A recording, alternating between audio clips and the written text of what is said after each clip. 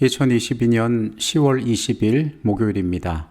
이 아침에 함께 하신 모든 분들을 환영합니다. 기도하고 이 시간을 시작하겠습니다.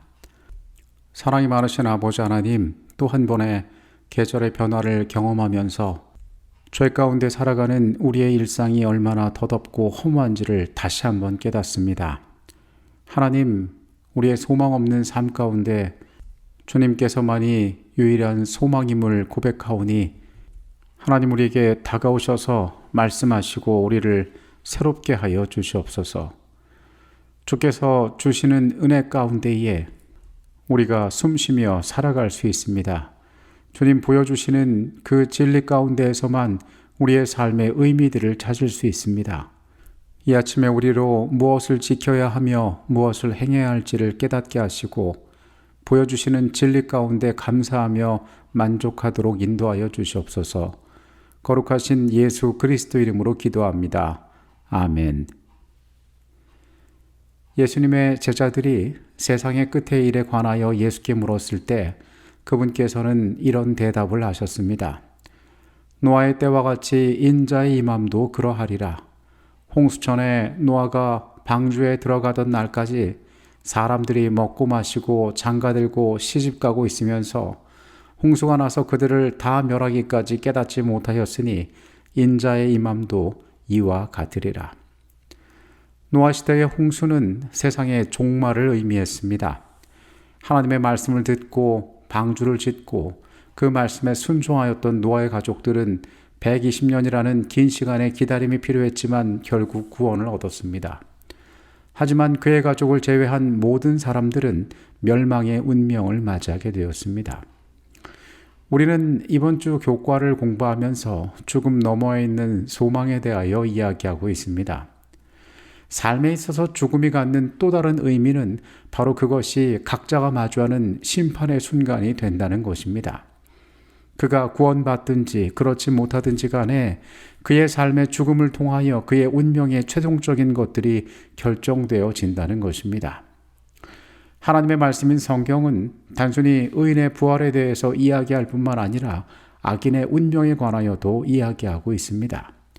오늘의 주제는 땅의 티끌 가운데서 사는 자들입니다. 우리가 앞으로 살펴보겠지만은 신약 성경에 죽은 자의 부활에 대한 언급은 굉장히 많이 나오고 있습니다. 그리고 이번 주 교과를 통하여 우리가 앞서 살펴본 것과 같이 구약 성경에서도 죽은 자의 부활에 대한 개념이 분명하게 등장하고 있습니다. 구약 시대에 살았던 예수님 이전에 살았던 사람들 역시 우리와 마찬가지로 최후의 부활에 관한 소망을 품고 그들이 살아가고 있었다는 것입니다. 예수님과 동시대에 살았던 마르다는 이미 부활에 관한 소망을 가지고 있었던 것으로 보입니다. 그의 오라비 나사로가 죽었을 때에 그녀는 땅에서 당한 이별에 대한 슬픔 때문에 슬퍼하는 가운데 소망의 말들을 예수께 하기 때문에 그렇습니다. 의심할 여지 없이 구약시대에도 유대인들은 마지막 때에 있을 부활에 관한 지식을 가지고 있었습니다. 비록 모든 사람들이 그 사실에 대해서 신뢰하고 있지는 않았을지라도 말입니다. 다니엘서 12장의 말씀을 봅니다. 그때에 내 민족을 호위하는 큰 군주 미가엘이 일어날 것이요 또 환란이 있으리니 이는 개국 이래로 그때까지 없던 환란일 것이며 그때에 내 백성 중 책에 기록된 모든 자가 구원을 받을 것이라. 땅의 티끌 가운데서 자는 자 중에서 많은 사람이 깨어나 영생을 받는 자도 있겠고 수치를 당하여서 영원히 부끄러움을 당할 자도 있을 것이며 지혜 있는 자는 궁창의 빛과 같이 빛날 것이요 많은 사람을 옳은 대로 돌아오게 한 자는 별과 같이 영원토록 빛나리라. 다니엘아, 마지막 때까지 이 말을 간수하고 이 글을 봉함하라. 많은 사람이 빨리 왕래하며 지식이 더하리라. 나 다니엘이 본즉 다른 두 사람이 있어 하나는 강 이쪽 언덕에 섰고 하나는 강 저쪽 언덕에 섰더니 그중 하나가 세마포 옷을 입은 자 곧 강물 위쪽에 있는 자에게 이르되 이 놀라운 일의 끝이 어느 때까지냐 하더라. 내가 들은즉 그 세마포 옷을 입고 강물 위쪽에 있는 자가 자기의 좌우손을 들어 하늘을 향하여 영원히 살아계시는 이를 가리켜 맹세하여 이르되 반드시 한때 두때 반때를 지나서 성도의 권세가 다 깨어지기까지이니 그렇게 되면 이 모든 일이 끝나리라 하더라. 내가 듣고도 깨닫지 못한지라. 내가 이르되 내 주여 이 모든 일의 결국이 어떠하겠나이까 하니 그가 이르되 다니엘아 갈지어다. 이 말은 마지막 때까지 간수하고 봉함할 것임이니라. 많은 사람이 연단을 받아 스스로 정결하게 하며 희귀할 것이나 악한 사람은 악을 행하리니 악한 자는 아무것도 깨닫지 못하되 오직 지혜 있는 자는 깨달으리라. 매일 드리는 제사를 폐하며 멸망하게 할 가증한 것을 세울 때부터 1290일을 지낼 것이요 기다려서 1335일까지 이르는 그 사람은 복이 있으리라. 너는 가서 마지막을 기다리라. 이는 내가 평안히 쉬다가 끝날에는 내 몫을 누릴 것임이라. 다니엘서 12장은 선지자 다니엘을 통하여 이 세상의 운명에 대하여 보여주시는 하나님의 이상에 대하여 나와 있습니다. 이 말씀 가운데에서는 분명하게 종말에 대한 이야기가 어떻게 전개될 것인지에 대해서 말씀하고 있습니다. 다니엘서 12장 1절에서 그 정체가 많은 논쟁의 대상이 되었던 미가엘을 가리켜 큰 군주라 부르고 있습니다. 다니엘서에 기록된 모든 핵심적인 이상들이 그리스도와 그분의 왕국에 나타남으로 그 절정에 이르기 때문에 이 본문에 또한 같은 원칙이 적용되어야 할 것입니다. 재림교회 성경주석은 이 미가엘에 대하여 이렇게 이야기하고 있습니다. 히브리어 미카엘, 문자적으로 누가 하나님과 같으냐이다. 그는 여기서 군장 중 하나로 묘사된다. 나중에 그는 이스라엘의 특별한 보호자로 묘사된다. 그의 정체는 이곳에 명확하게 진술되어 있지 않으나 다른 성경절들과 비교해 볼 때 그리스도임을 확인할 수 있다. 유다서 9장은 그를 천사장이라 부른다. 데살로니가전서 4장 16절에 따르면 천사장의 소리가 예수께서 오실 때 성도들의 부활과 연관된다.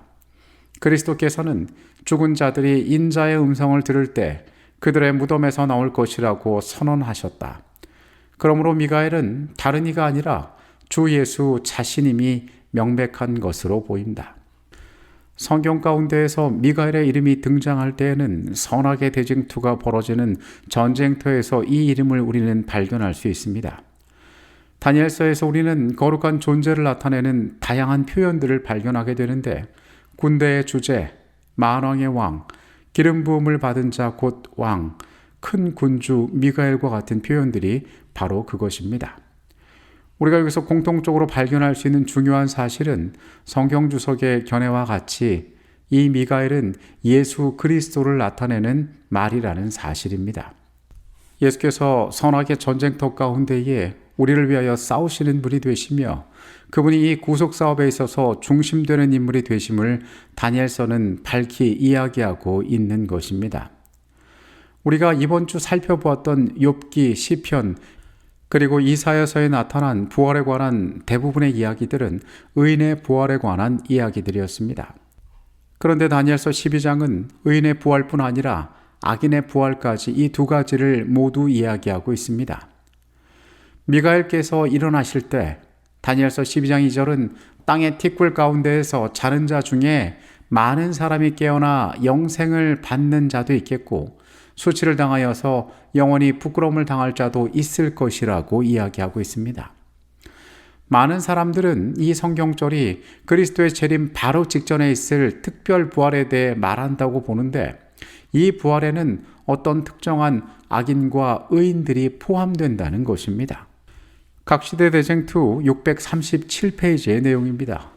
무덤은 열리고 땅의 티끌 가운데서 자는 자 중에 많이 깨어 영생을 얻는 자도 있겠고 수욕을 받아서 무궁히 부끄러움을 입을 자도 있을 것이다. 셋째 천사의 기별을 믿고 죽은 사람들은 모두 영화롭게 된 몸으로 무덤에서 나와 하나님의 율법을 지킨 자에게 주는 하나님의 평화의 언약을 듣는다.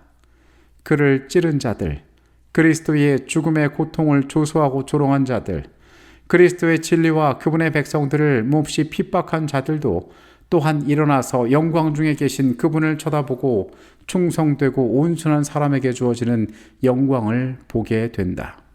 성경의 엄숙한 진리가 우리에게 이야기하고 있는 것은 미가엘이 일어날 때에 이 인류의 가장 중요한 운명이 결정될 때 의인뿐 아니라 악인들 역시 그들의 무덤에서 일어나게 된다라고 이야기합니다. 부활하는 그 자체가 그들에게 있어서 영원을 약속하는 것이 아님을 보여주는 것입니다. 악인은 그가 다시 일어나서 그가 조롱하고 조소했던 대상이 누구인지를 보게 될 것입니다. 온 우주의 의 앞에서 자신의 행동과 자신의 선택의 결과가 어떤 것이를 분명하게 목격하게 될 것이었습니다. 이것이 성경이 우리에게 보여주고 있는 마지막 때에 관한 풍경인 것입니다. 노아의 경험을 예수님께서 말씀하시면서 사람들로 하여금 그날을 준비하기를 원하셨습니다. 그들이 하나님의 말씀에 순종하고 120년의 세월을 보냈을 때에 그들에게는 구원함이 있었지만은 그 방주 밖에서 그들이 하는 모든 행위를 우습게 생각하고 조롱하던 자들은 그 방주가 주는 구원의 선물을 받지 못하였습니다. 우리가 생각할 때에 방주를 건축하는 과정에서 노아의 가족보다 훨씬 많은 사람들이 그 사역에 동원되고 함께 했을 것입니다. 그러나 그들의 손길에서 방주가 만들어지고 있음에도 불구하고 그 사람들은 하나님의 약속을 믿지 못하였습니다. 예수님의 말씀처럼 우리는 노아의 때의 교훈을 통하여 영원한 시간을 준비하는 우리의 삶이 어떠한 것들을 준비해야 할지를 깨닫고 알아가야 할 것입니다. 부조와 선지자 477페이지의 내용입니다. 그는 하나님께서 당신의 거룩한 처소에서 당신의 친음성으로 당신의 율법을 지키는 자들과 평화의 언약을 세우실 때 온 하늘과 땅이 흔들리는 소리를 들었다. 그는 그리스도께서 영광 중에 재림하시고 죽은 의인이 부활하여 영원한 생명을 얻고 살아있는 성도들이 죽음을 보지 않고 변화하여 다 함께 즐거운 노래를 부르면서 하나님의 도성으로 승천하는 것을 보았다. 하나님께서는 모세에게 미래에 있을 재림의 사건의 영광스러운 모습들을 보여주셨습니다. 그리고 구원받은 자들이 그 부활의 특권 가운데에서 어떻게 구원받고 어떻게 부활하여 영원한 하나님의 나라로 향하게 되는지를 보게 되었습니다. 죄 가운데 살아가는 인간에게 있어서 이러한 보상은 세상의 어떤 것과도 비교할 수 없는 아름다운 것들이 될 것입니다. 오늘 우리는 마지막 때에 살고 있다고 스스로 말하기도 합니다. 실제로 우리 주님의 오실 날이 얼마 남지 않은 것처럼 선명하게 우리에게 보입니다. 여러분은 부활에 관한 소망 가운데 어떠한 부활에 일어나기를 원하고 계십니까? 하나님께서 우리에게 다시 살아날 수 있는 약속들을 주시는데 우리가 의인의 부활로 일어날지 악인의 부활로 일어날지 우리는 스스로 선택하고 거기에 합당한 삶을 살아가야 하는 존재들입니다.